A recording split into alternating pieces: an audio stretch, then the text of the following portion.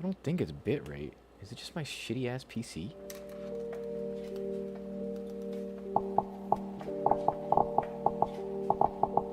Or like, can I turn up the frame rate or something?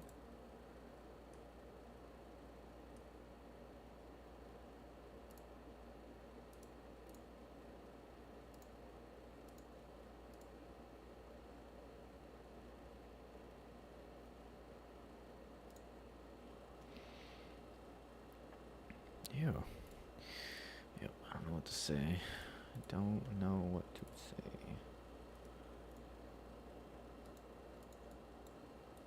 Shitty ass PC.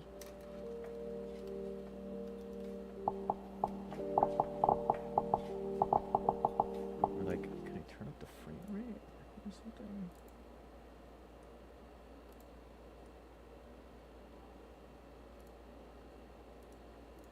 What exactly is the issue?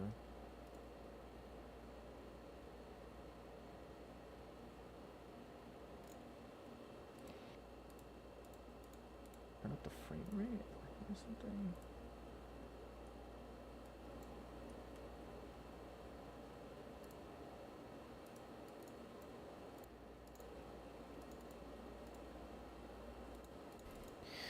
Yep, I don't know what the shitty ass PC.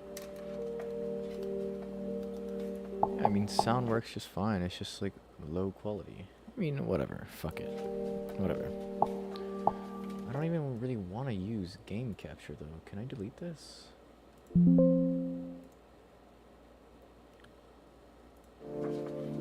Yeah. You better tell me all this to me. Stop. Oh.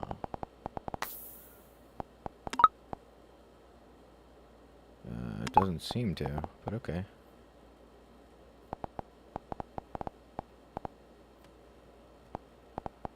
And then... No, it's just still fucking broken. Why?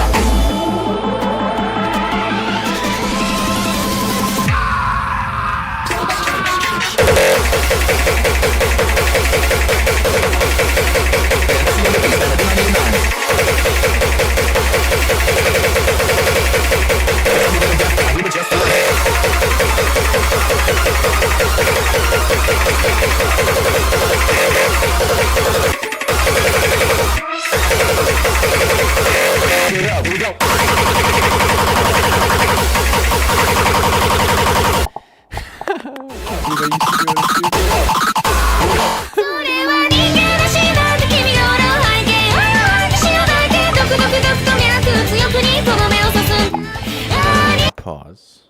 I mute this.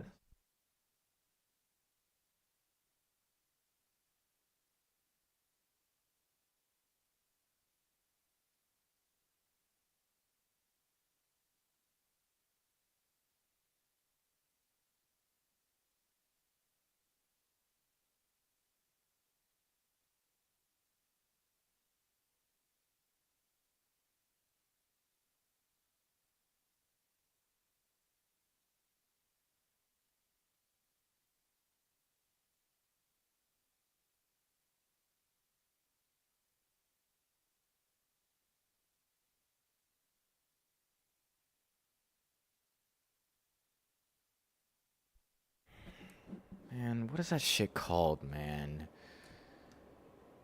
What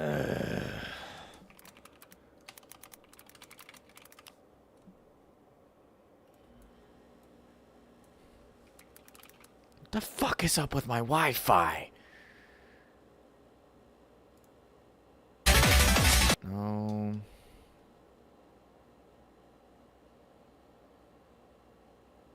No. No.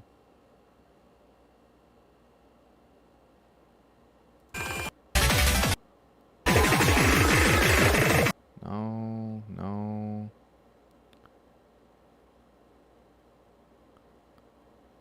No. No. No. No. What the fuck, man? I mean, maybe...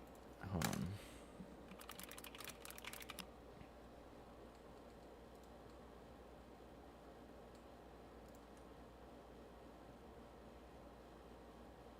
Yeah, I have no favorites or anything.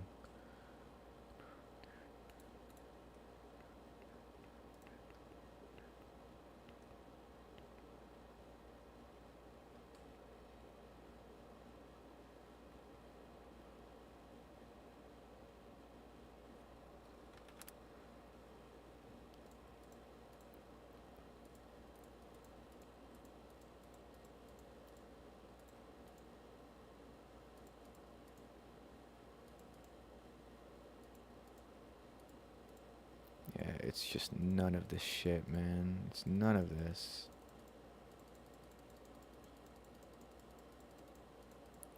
I don't even know where it might be. God, man.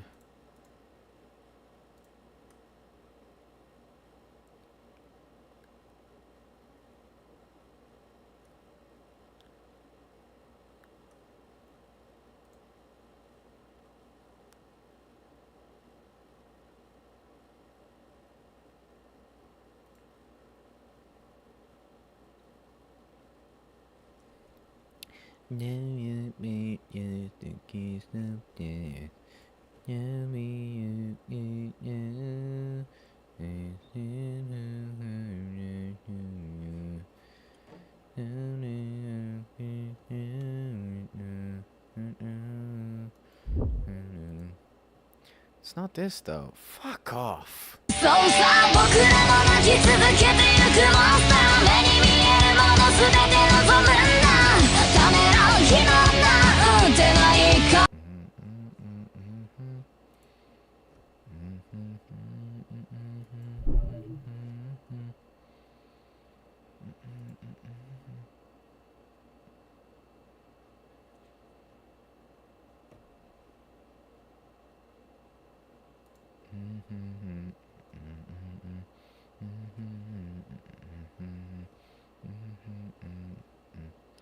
I'm mine all day, I'm mine all night.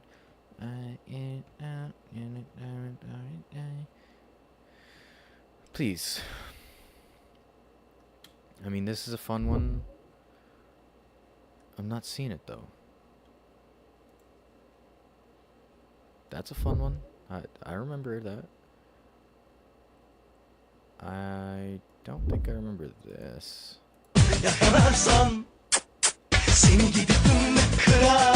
Interesting.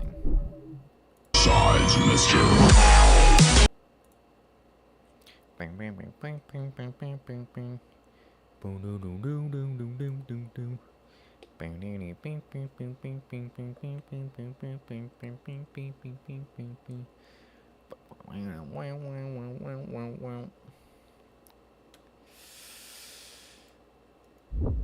No, it's definitely not this. Check this. Yep. Holding on. I played that 3 times. When? No, no, no. This is some bullshit right here.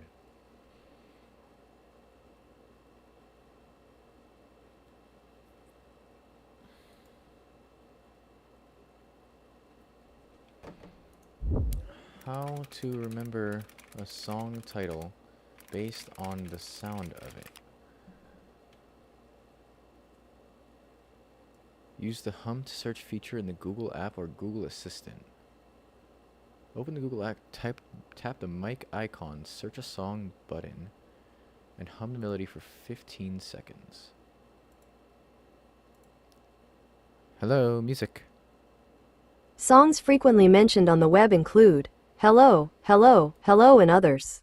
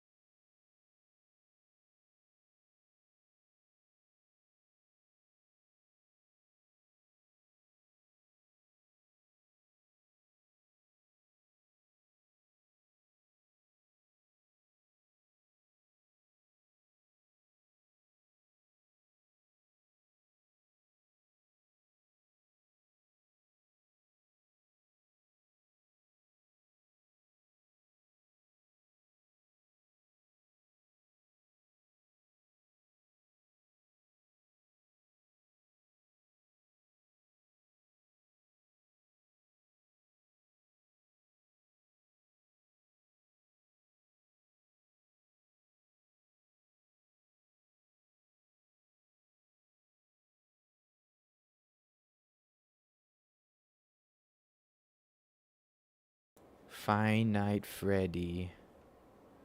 I don't know, man.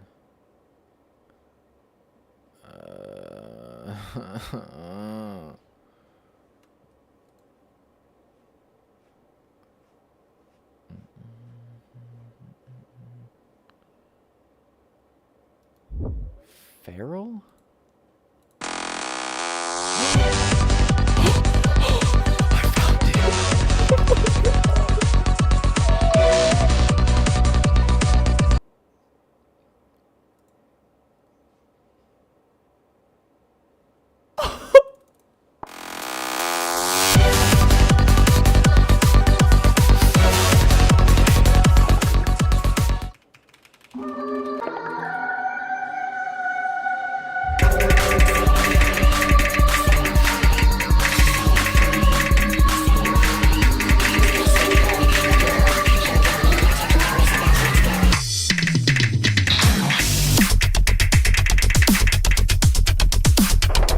I don't understand.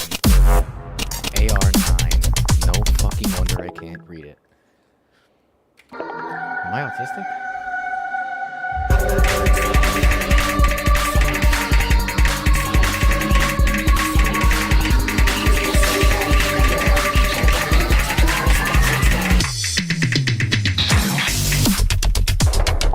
How? What? How was I able to do this? Is this a joke?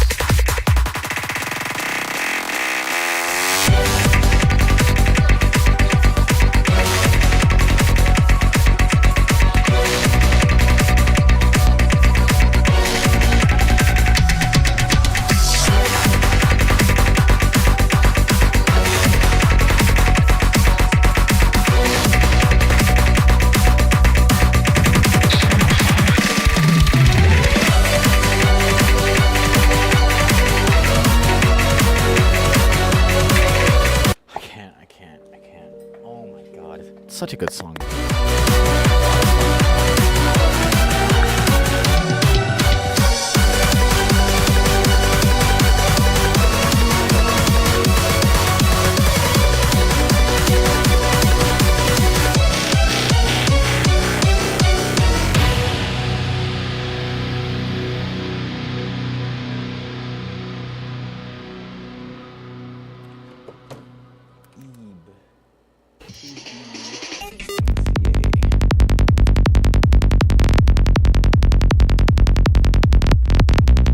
Okay, I finally found it, so I can rest easy. Wait, what the fuck?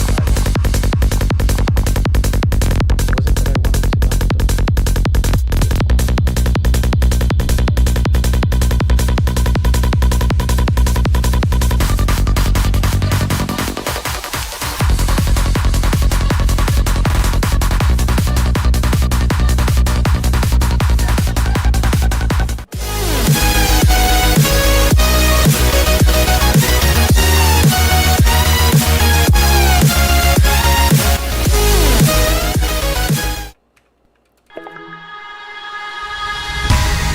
Truth be told, it's a lonely road.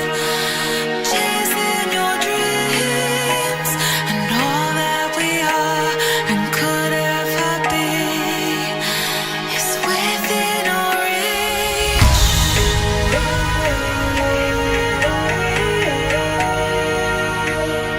Ignite the fire.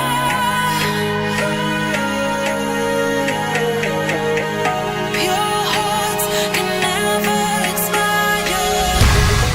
May the bridges that we burn light the way. From the ash we rise, like phoenix taking flight, blazing immortal.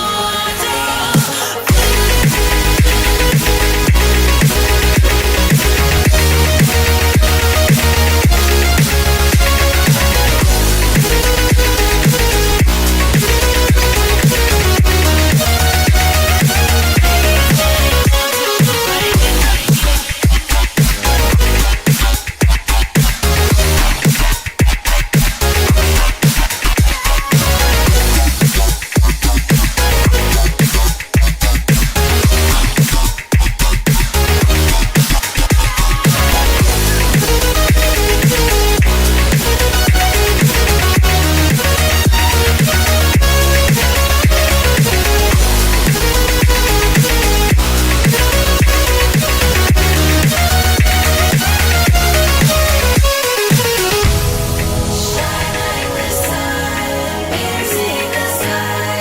Pure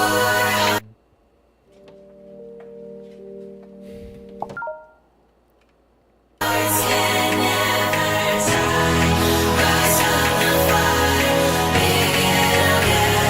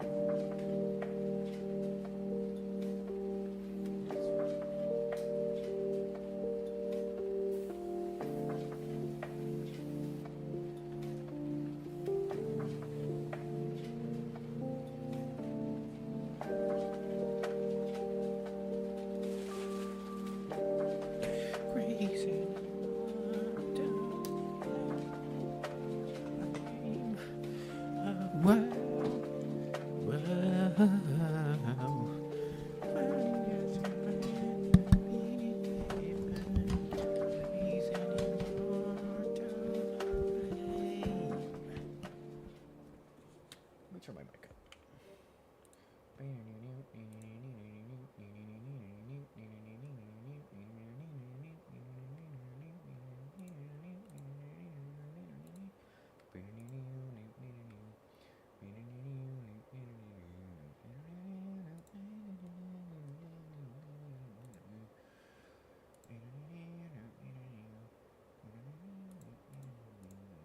Can I not fucking... Hello? What? I can't. Okay. That's fucking dumb. I guess I'll just have to crank this up. Hope the AC's not hearable. Let's see.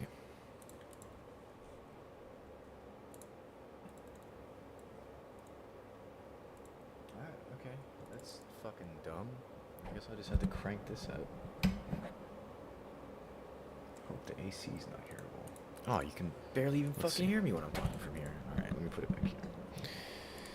Welcome back.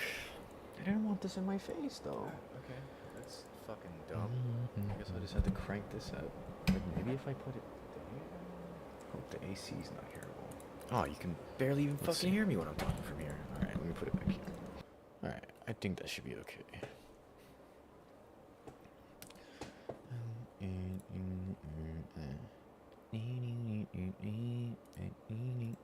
Truncated. Raising immortal flame. What? Watch, pay attention. Is this a new video? Huh.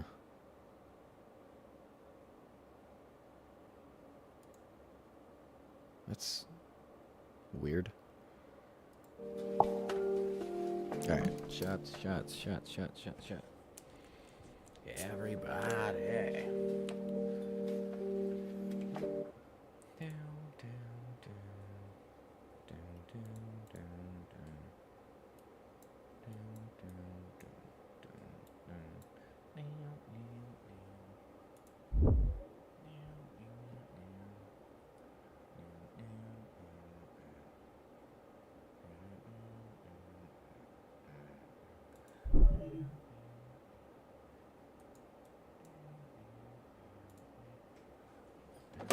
Shit.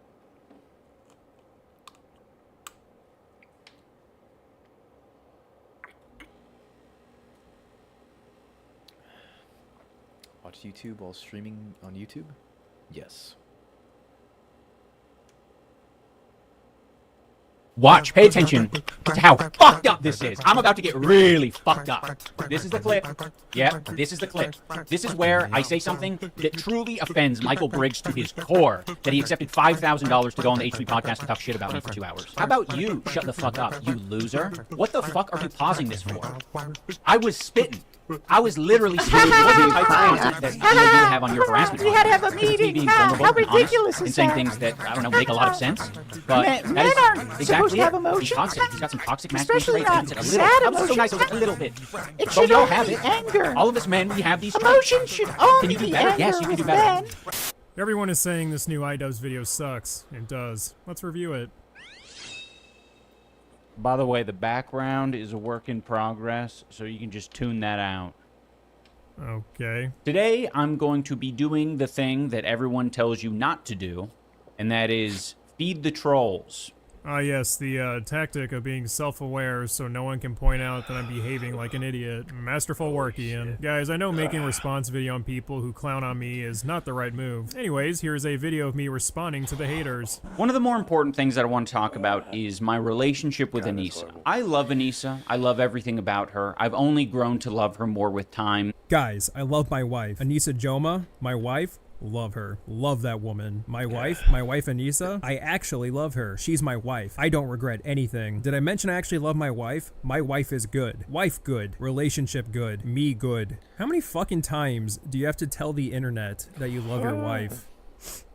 Wow. Saying that sentence out loud made me realize how pathetic this is. Who is this declaration for? Like, even if you want to tell people you love your wife through a YouTube video, you know they're just gonna say, LOL, he's coping, hahaha. And for the people who don't actually care about your relationship with Anissa, but think the jokes are funny, the jokes will now be coming more than ever. I love Anissa. I love everything about her. I've only grown to love her more with time, and a lot of people online don't see it that way. Hey look, I can see my house from here.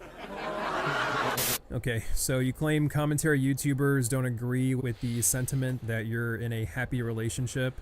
Well, I can confidently say most people don't actually care and just make jokes about it. And the videos you're scrolling through as examples are not about your relationship with Anissa, but more so the stupid shit you both do and say. Me, it's very obvious. I thought more people would be able to catch on. I am quiet, stoic, not talkative. She is the opposite of that. She is loud, very talkative, social. Well, it did take Ian until his 30s to understand the concept of empathy, so maybe when he turns 40, he'll actually understand what it means to be stoic. This very video...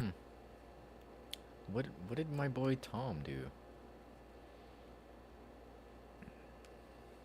Welcome back to another Diesel Patches tier list. I'm here with Dumpy.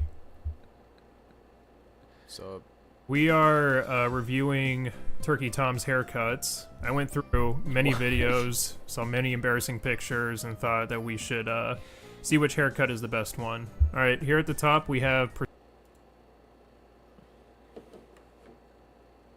Please rise for our national anthem.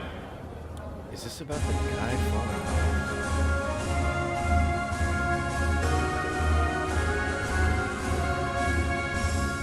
Who's this girl?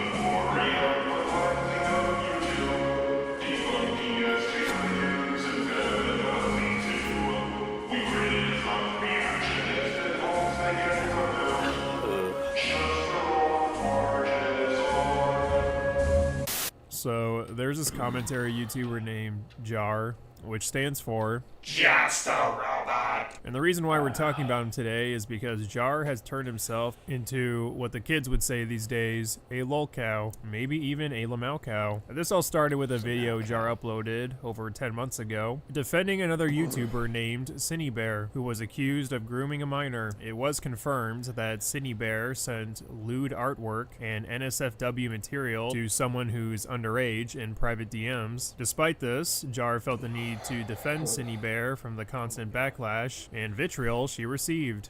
Why on earth someone would willingly take the role as online lawyer for this particular person, I have no idea. It's pretty much impossible to excuse Cine's behavior and just brush it off as irresponsible. So what talking points did Jar provide? Well, my favorites have to be Jar claiming Cinebear isn't that guilty because she A, sent hardcore wank material to a minor, but at least she censored the naughty parts, and B, the minor was being inappropriate towards Cinebear first. The absolute worst thing Cindy sent was this picture of Boy fingering her avatar. However, What the it should be fuck? noted that the doc maker was not the one who censored this out. It was actually Cindy herself. When I first saw this, I thought, yeah, Cindy's guilty. But when I found out that she censored the worst parts of this comic herself, it made her look far less guilty than I was previously led to believe. Now I know what some of you are gonna say. Well, we're not saying she groomed a 14-year-old to get with them. She just groomed a 14-year-old to be more comfortable with conversations like this so she could coom.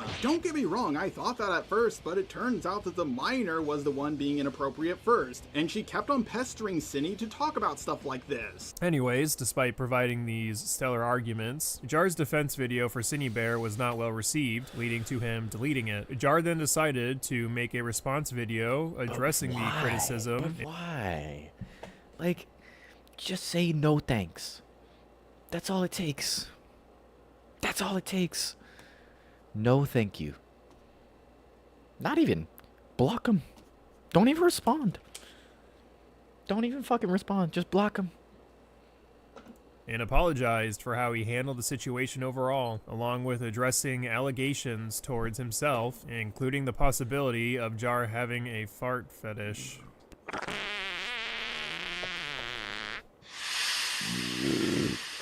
my god. Yeah, can't believe it either, but for some reason, he removed this video as well, and decided to just stick to uploading movie reviews. Until about 3 days ago, where Jar uploaded another response video for a controversy that is, at this point, over 10 months old. I say we take a look and determine if Jar actually provides new insightful information to change everyone's perception of him. Hello everyone, it's me Luke. No, not Jar, Luke. There's gonna be no voice filter, no gameplay, no fancy editing, no nothing like that. Just me trying to explain myself to the best of my abilities. Well, I don't think there's much for you to respond sure. about that hasn't already been discussed. Your last response literally went over a fart fetish allegation. Are you telling me this drama hole gets wetter and stinkier? I want to get this out of the way now. The version of the Cine video I fetish. uploaded was bad. I would go as far as to say that it it was the worst video I ever uploaded. However, I do not believe I would have uploaded this draft of the video if Kumo didn't leak it out first. I want to make this clear. He did not link people my video or just play a few clips from it. He uploaded it in its entirety from start to finish onto his channel. And yes, he did this all before I released the video myself. This was not a re-upload, this was a pre-upload. I do have some proof that I was working on another draft of the video, such as the fact it was uploaded unlisted days before it went live. So Jar goes into detail about how the only reason he uploaded the video defending Cinebear in the first place is due to another YouTuber named Kumo uploading Jar's video first. Jar claims that the published video wasn't the final draft, or at least the better version of the video of covering the Cinebear allegations, and he was still working on the better version of the video. What can be better? It doesn't make sense. If his opinion didn't change, what is better about it? And here's where we encounter our first problem. If you haven't been following this drama, this is something Jar has already talked about in his first response video, meaning this video is filled with nothing more than just regurgitated information, as if this new response video was only created to save face and give Jar a chance to re-explain himself after much time has passed, hoping this will all change how people see him. So that begs the question, does the Snyder cut of Jar's Cinebear allegation video differ enough from the rough draft video to save his image? No. Now, it's not to say this version isn't better. Had Jar have uploaded this video first, he wouldn't be getting as much shit as he's getting now. In the first video, lore and I'm curious about this. Lore and gaming go together hand in hand. There's something about having a good story or history tied to what you're playing that can make it infinitely more interesting. Good lore can elevate a game to a legendary status, whether it's given through detailed evidence that gets the player more immersed in the game's world, or through cryptic clues that add fuel to their imagination. If you already enjoy a game and find out it has good lore behind it, chances are you'll enjoy it even more. But bad lore can make you not want to play a game at all, with Hello Neighbor being the best example. A game that's lore and story was terribly written and conveyed, forever staining the reputation of a once fairly anticipated game. The gameplay was bad too, though. Lore is not necessary for a game to be good. There have been dozens of titles with no lore that have been amazing, and no one's going to hate a game for not including it. However, if a game does choose to include lore in its experience, it must be done right. Otherwise, you're better off not including it at all. Like a supplement, lore can serve to elevate its game. But if it's not thought out well, it can quickly pull the title down and affect people's perception of it. With shooters, lore is often conveyed through campaigns and PvE game modes. Just because your game is mostly online doesn't mean it has to have a bad story. Some of the best examples of online shooters that have good lore include Halo, Call of Duty, TF2, and I think Destiny. Before they deleted the campaign, I don't know. I don't think I'm qualified to speak on that game. But what I am qualified to speak on is Rainbow. Right. But even now, the story is great. The lore is great from everything I've heard. Oh, shit. 15.19. Might have to buy that. But yeah, I mean, let me just. Oh. And this is just for PC. What even is the newest DLC?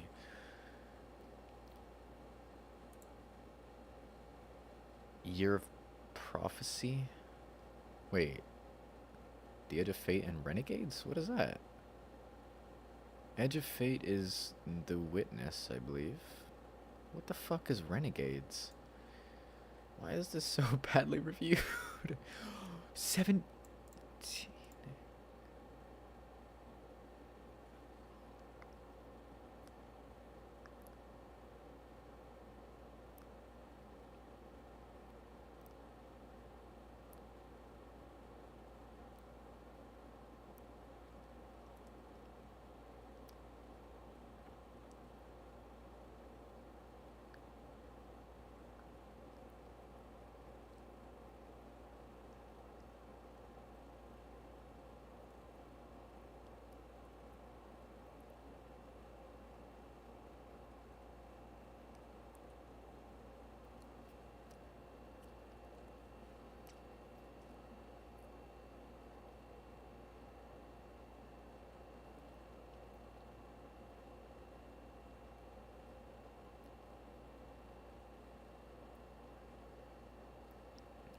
57 runs?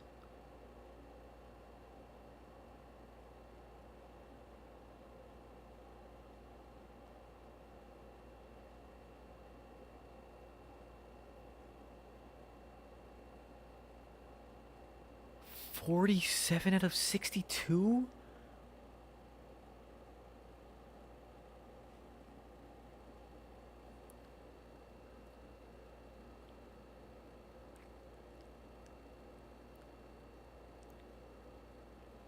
Wow.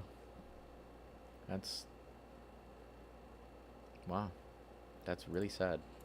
6 Siege, and the complete nosedive its story took many years ago. Some games have lore that's so good they are renowned for it. Rainbow Six Siege is not one of those games. If you were to ask the average Siege player what was happening in the game's story right now, they'd probably say that zombies are besieging Ba Sing Se or something. Most players are too distracted with the amazing gameplay to care about the game's current story. And I don't blame them. I love this game. I play it more than I use my phone. What is my rank? Let's just say it rhymes with Whopper T. Most players are too distracted with Siege's gameplay T. Copper 3. to care about its story. But if they were to take a peek into the lore that the Rainbow writers have created, they would find out that they have been missing out on some of the most dumb and convoluted writing I have ever seen. This stuff is worse than my aim. To understand the start of Rainbow Six Siege's lore, it's helpful to know about the overall franchise's history. The first Rainbow Six title came out in 1998 based on the novel written by Tom Clancy. Tom Clancy was an author known for his technically detailed and suspenseful military books, and the first Rainbow game was made to coincide release with its book, with Rainbow's novel and the game being released during the same month. So from the start, serious and tactical themes were written into this franchise's DNA, and for a while the game stayed that way, with each sequel that came out maintaining the gritty atmosphere the original had established. Themes of secrecy, high stakes, and advanced tactics were stapled to the games. And when Rainbow Six Siege was announced, it seemed bent on maintaining that identity, with its trailer impressing fans with what looked like to be another modern and realistic take on the FPS genre. And for a while, that was what we got. However, it didn't stay that way. When I first loaded up Rainbow onto my Xbox, I was already hyped. I had heard about the game's serious reputation, I knew that the characters all wore subtle and practical uniforms, the energy of the game both online and off was said to be nerve-wracking, and the opening cinematic confirmed my assumptions with a grave message. Aurelia Arnott, a United States official, was addressing the game's threat. A group by the name of the White Masks had started to release dangerous gas in public places. According to Aurelia, this group could show up anywhere in the world and were indiscriminate about who they targeted, and Rainbow, an international counter-scarerist group, would now be reactivated to stop them.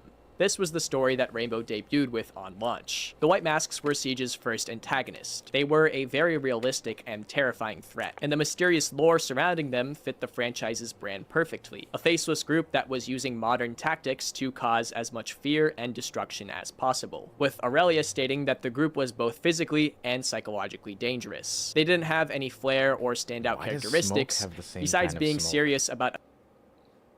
Was he a White Mask too?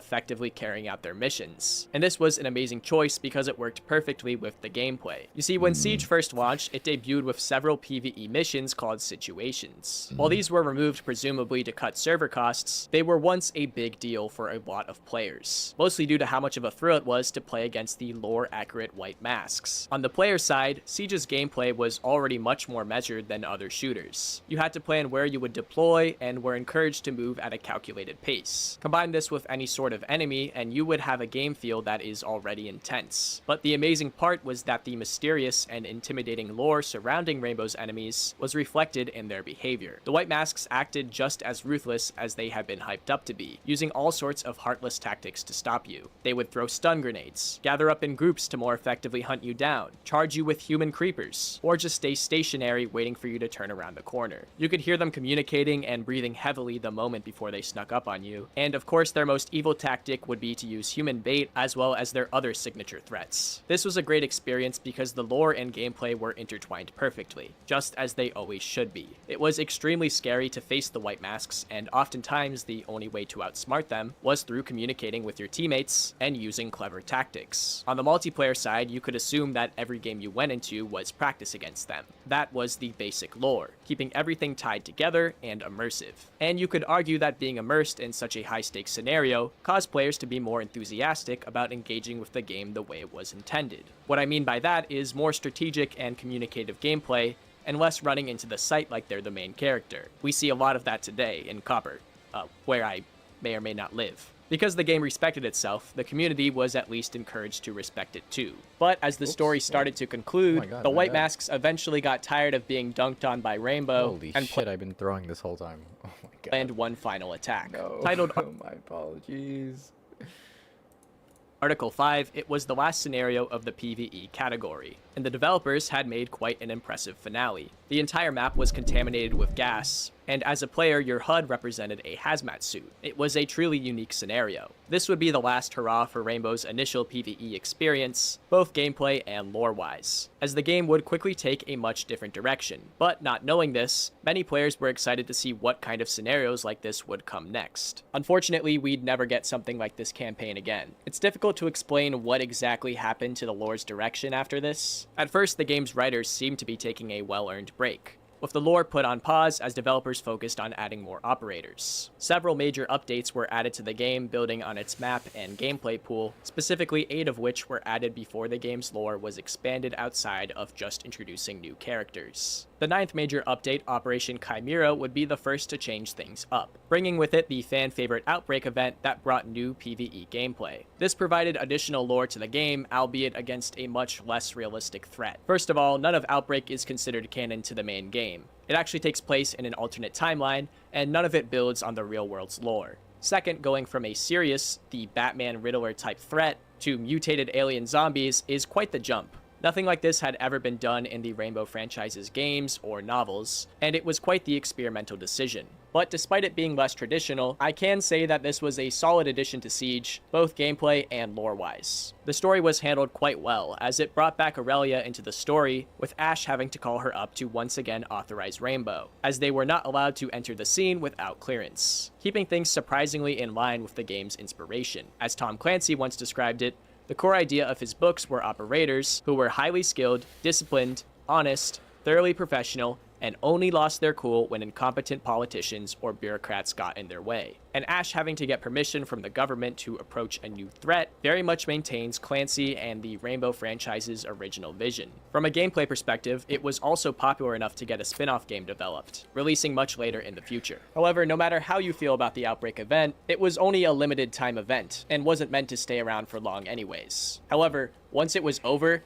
things dramatically and horribly changed for the worst. Because from here on out, the lore is about to go from consistent to having a complete identity crisis. It is said that around 2020, the White Masks were defeated once and for all. Although a few of them were said to still be scattered across the world, their organization in the lore was considered dissolved. And with their story over, this is where the lore would go into a renaissance. A bad renaissance. It was said that having neutralized the White Masks, Aurelia moved on to be promoted to Secretary of State. And with this came a huge transfer of leadership as she handed over Rainbow to her colleague Harry. Now, if there's any way I can describe Harry, it's that he represented the new direction of Siege. And by that I mean, he was responsible for everything that went horribly wrong. The first thing he did was completely turn the program on its head by creating a concept for a massive sports arena, a location where the program would now mostly take place. Inside of this arena, the operators were now treated like celebrities, as the arena had been filled with thousands of fans? This was not just an arena for training, but was apparently also meant to entertain the masses, which is an interesting combination for such a confidential society to have. The operators were tasked with living in and fighting against each other in the arena, where they used BB guns and sim suits to play for points on a scoreboard,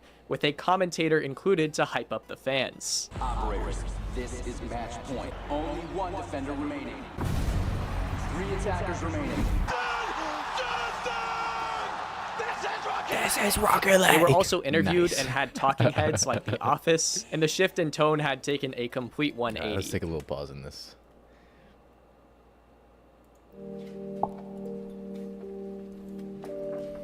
me just make sure this. Yep, yep. All right, let's go. Let's do it. Let's do it.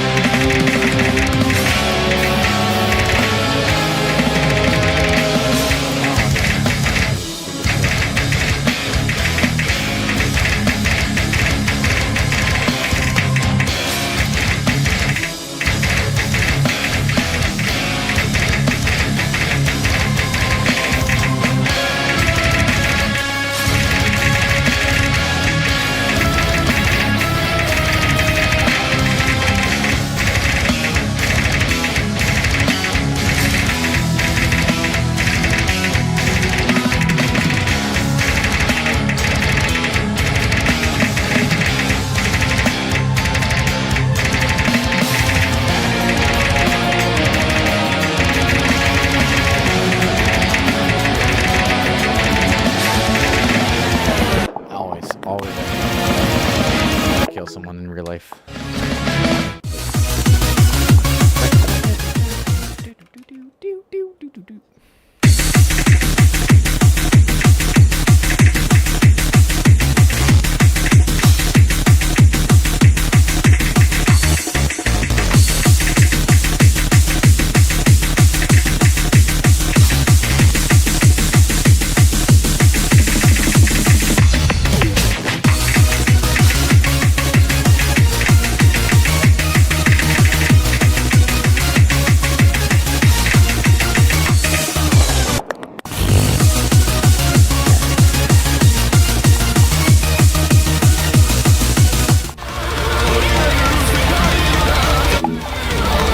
See you next time.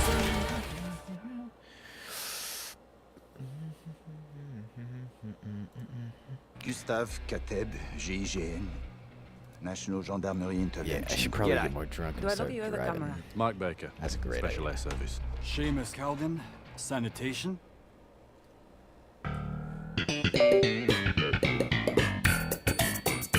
So why would Rainbow, a covert organization that uses cutting-edge technology and secret national techniques, do this? Why would they go from focusing on a realistic threat to playing Airsoft Olympics? There is not a good explanation.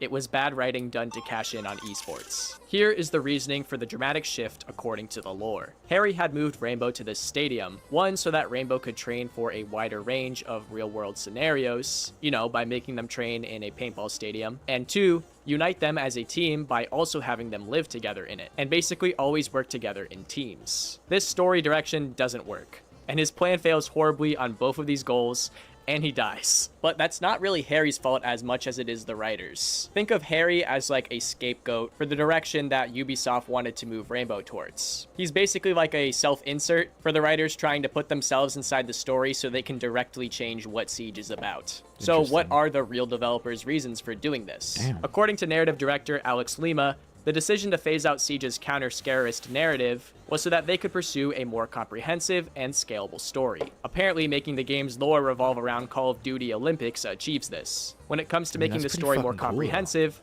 I don't know about you, but soldiers fighting against It's real-world cool, threats but it is a doesn't lot make easier to sense. grasp than soldiers competing in stadiums Yeah, for like- points with live spectators. And The especially whole when thing it's feels such impractical, high-level, and like the high-train- writers or don't highly know which trained people like this, it makes no fucking sense. Also, why did I click off a that? more I comprehensive just wanna and scalable. skip the rest of Everybody, this Siege shit. sorry. How did this happen?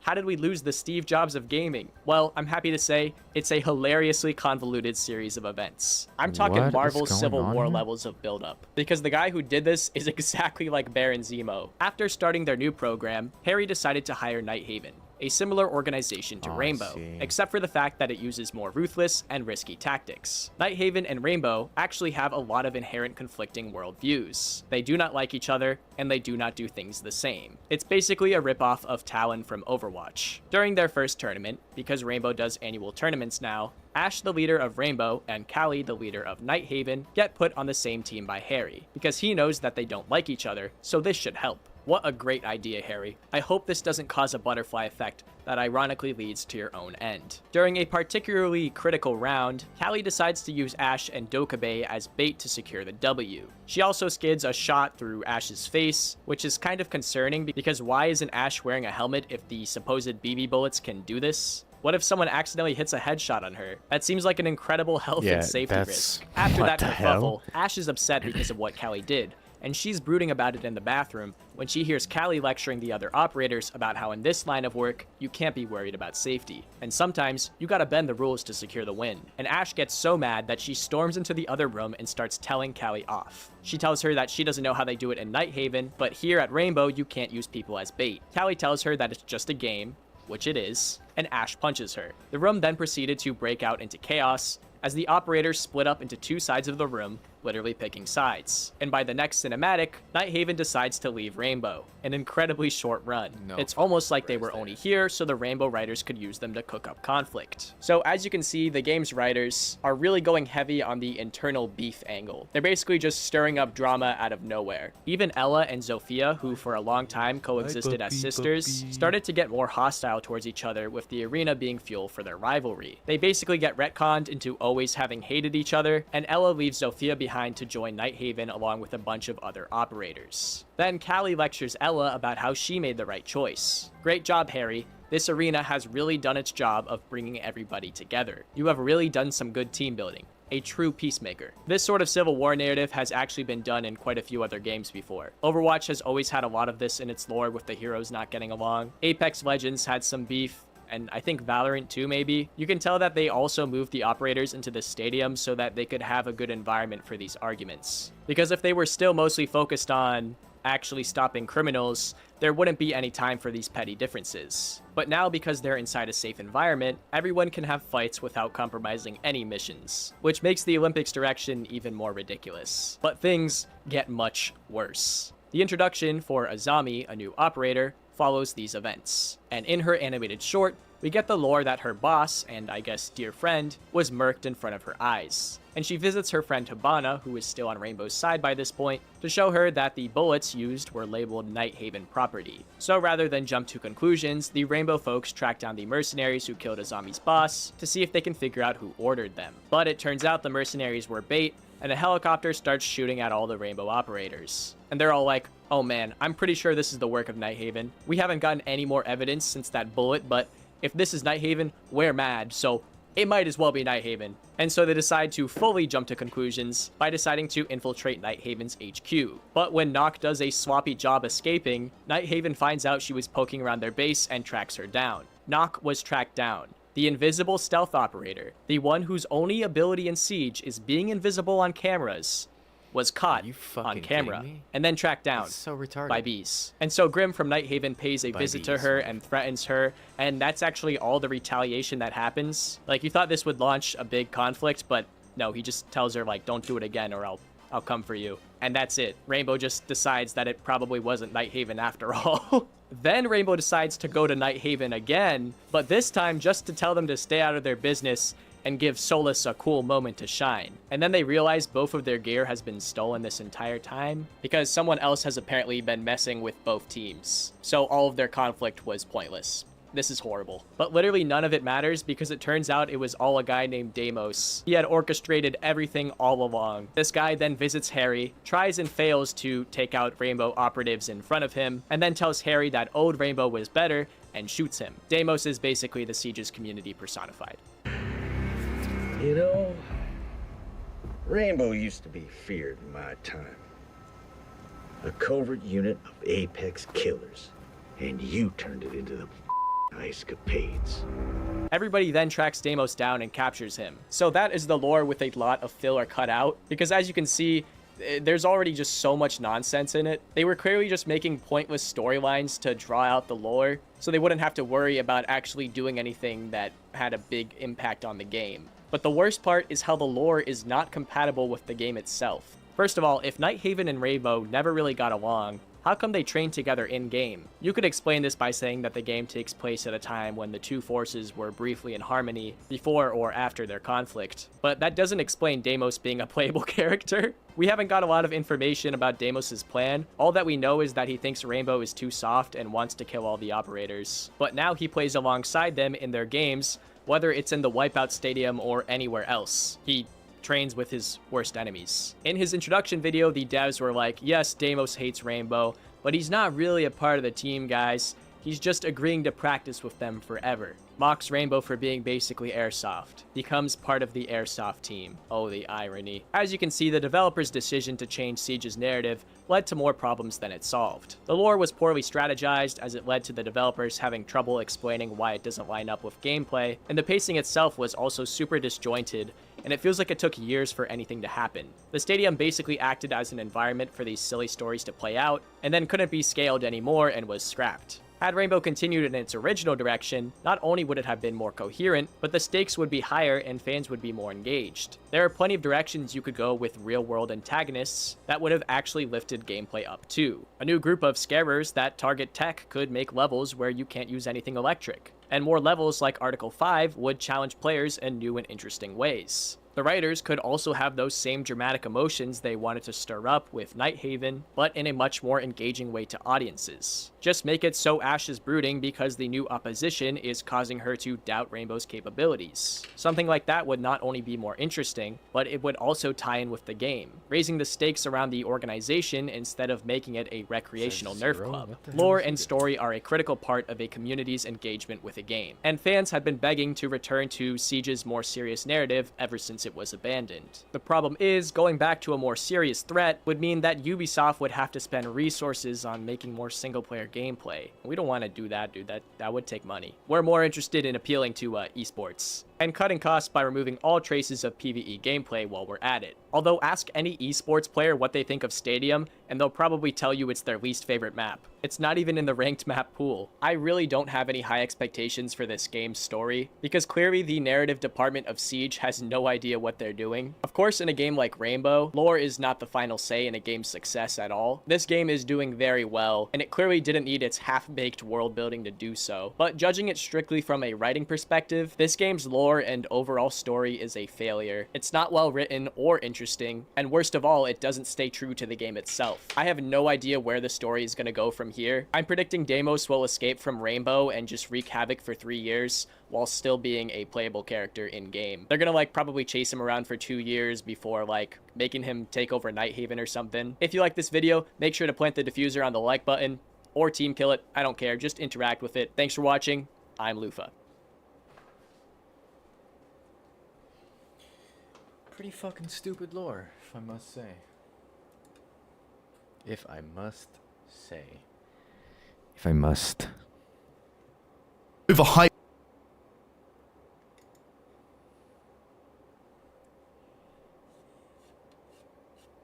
Overhyped with a lot of bugs, frustratingly nonsensical puzzles, annoying parkour, and lore that's way too deep for its own good. This is What Went Wrong with Hello Neighbor, where we take a look into the decline behind this game that started off with a promising concept that eventually turned into a bit of a letdown. I'm Wicked Wiz, being a man of my word and standing on my head. I want to give a massive thanks to my patrons who didn't snitch on me after I broke into this guy's house and stole all of his kiln. I played through all alphas of this game as well as the full release, so you don't have to. For a time, this game was very hyped. You may have noticed at some point between mid-2016 and 2017 that a lot of big content creators in the horror game genre would play this game called Hello Neighbor. But then all of a sudden, it just disappeared and people moved on to the next big thing. You might think it was out of boredom or something better came along, and in all honesty, that's part of the case. However, the true reason as to what went wrong lies deep within the game design itself. So let's take a look at the versions of this game and the final release. The concept of the game is pretty straightforward. There's this suspicious looking man next door with a big chin and a mustache, who's hiding something in their basement. But hiding what, you may ask? Well, that's where you come in to investigate. Break into this man's house, solve puzzles, find key items,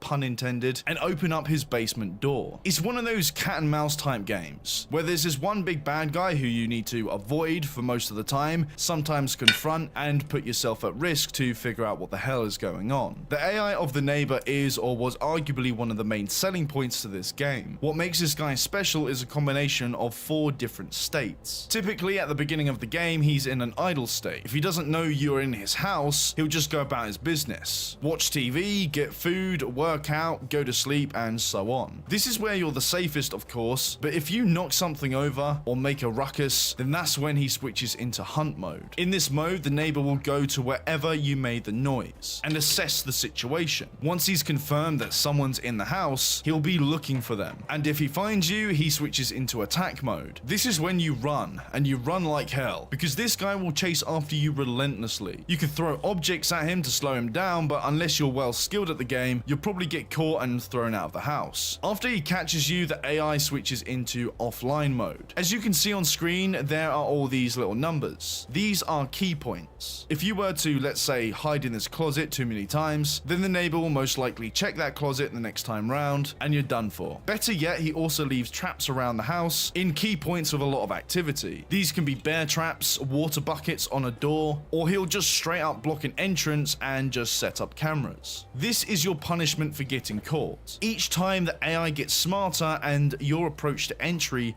gets harder. With that said about the game so far, you're probably wondering what the hell went wrong. If you are like me and only saw the massive hype for the game back in the day, then you'd probably assume that it was a big success, and to be honest, it was and arguably still is. This isn't just a game, it's more of a brand, a franchise, with a TV series, books, even board games coming out, as well as other games that may or may not be related to the main plots, such as this one where you just build vehicles for some reason, nothing else. It's just branded in Hello Neighbor. But to be clear, this video is focusing on the original Hello Neighbor, and oh boy, there's a lot to learn from what went wrong here. Initial development of Hello Neighbor appeared to start sometime between 2013 to 2014 by a Russian game company called Dynamic Pixels. Founded in 2004 with prior experience mostly in Tamagotchi style games, with a portfolio largely centered around games like this, the jump to something more ambitious like Hello Neighbor is an important note to take into account. Yet it was clear that these guys had the capacity to build something truly unique, because sometime in 2014 multiple gameplay demos came out showing a very early concept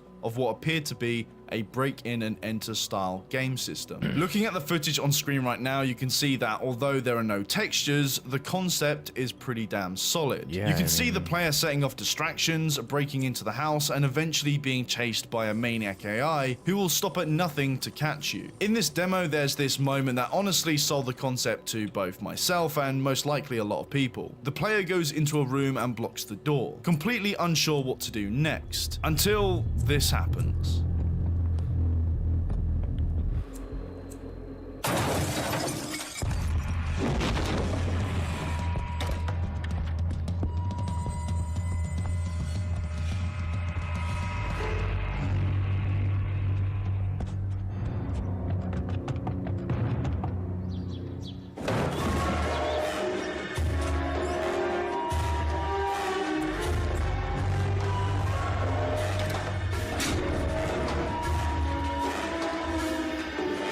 It's clear that there's something to get excited about here, and around 2 years later, we get a real taste for the game. In 2016, 4 alpha builds came out. This would be about the same time where the game would gain a lot of popularity, especially on YouTube, as Dynamic Pixels would give out a bunch of alpha keys to any YouTubers that would take them. The pre-alpha was released in September of 2016 and starts off with an intuitive introduction where you're facing your neighbor's house. The door is open, so your curiosity has already peaked. You enter the house and nobody's home, but you see a light coming from a door. So of course, you go over to it and you get caught. Now, personally, I love it when a game doesn't tell you where to go with waypoints and stuff like that. It allows for a sense of investigation, and you're essentially driven by curiosity. However, we'll see later where that becomes a lot more of an issue. In this case, the objective has already been made clear, with the open door, the light from the basement, and an introduction to the main antagonist, only to leave you outside, intrigued, and ready to break in. Although when you finally figure out how to get into the basement, it's just a blank room void of any wizards. Not to mention the game was also buggy, but then again, this is just a pre-alpha, and the overall concept was very interesting to explore. Only a month later, on the 26th of October, Alpha 1 was available, and to be honest, it was very similar to the pre-alpha, just with less bugs. However, I did still manage to get the neighbor stuck in my house and struggled with the physics, but even then it was still fun. This time the game starts off with a cutscene where your invisible self is driving down the road to your new house, but then it cuts to your nefarious neighbor who already has their suspicions about you. Before even starting the game, you already know something is up, and once you get out of your car, you'll notice a piece of paper with tasks to complete.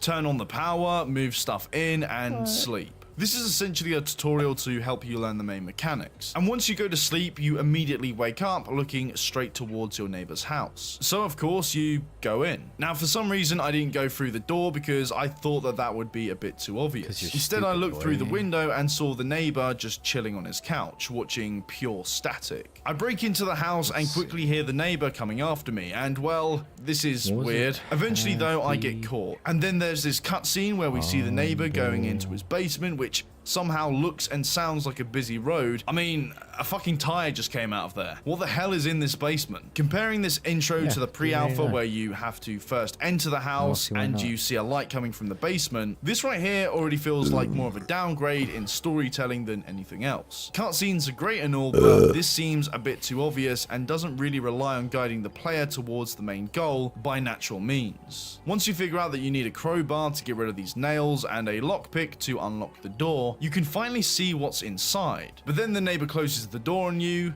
catches you, and buries you alive. So all in all, this is a great start. We've got a promising concept with great mechanics that only really need a bit of polishing and a little bit of story on the side. But I wouldn't be making this video if things didn't turn for the worse, and this brings us on to Alpha 2, the beginning of the decline. Alpha 2 came out a month after Alpha 1 on the 22nd of November, and it was different. First of all, we now have a player model, which isn't much of an issue, but the hand does seem to get in the way and it kind of sticks through these closets. So overall, it looks a little bit unfinished, but then again, this is an alpha. For some reason now, picking up items is a press and hold action, which really sucks when you're trying to run away from this jackass. Movement somehow feels a bit more janky, but now you can vault through windows in a sort of animated way. That is when it actually works. But hey, this is still an alpha, so who am I to be so critical at this point? I didn't really notice why until I looked back at the footage, but Alpha 1 had a different feel to it. And I think that's largely due to the intensity of the art style. From slightly Tim Burton to a more zany cartoon aesthetic, it kind of turned less into a horror game and more of a goofy playhouse. But this is me just being petty at this point because things really start to take a turn for the worse about a month later with the next alpha release. On the 22nd of December, Alpha 3 was released. It's now constantly nighttime and the house is bigger. That's cool, right? Bigger house means more to explore. Well, yes, but please don't do it at the expense of the neighbor's AI. The ground floor is where you need to be the most careful because the neighbor can actually catch you there. However, there's this gate at the top of the stairs which once you figure out how to get behind it, it makes the whole game, at least in this area, completely neighborless. Although this issue does get resolved in the final release, it still didn't really make too much sense. Now remember, it only took them a month to get to this point since Alpha 2. It felt like they just made the house bigger and kind of forgot about the neighbor, which is a worrying sign to see, especially in this phase of development. And I like to think that this was the beginning of Dynamic Pixel's neglect for the AI in favor for parkour. The platforming in the previous alphas weren't any better, but here it's like parkour suddenly became the main aspect of the game. This was slightly more of a thing in Alpha 2, but it's clear that this is the direction they're going in for this game. It's not the worst idea. Platforming can be rewarding and can help to open up more options of entry when trying to break into this guy's house. But the game is so buggy that trying to make this jump, for example, takes multiple annoying attempts. You either bump off of something and accept your fate, or slightly miss the jump because there's no way of changing direction in midair. This is also where I started to notice an issue that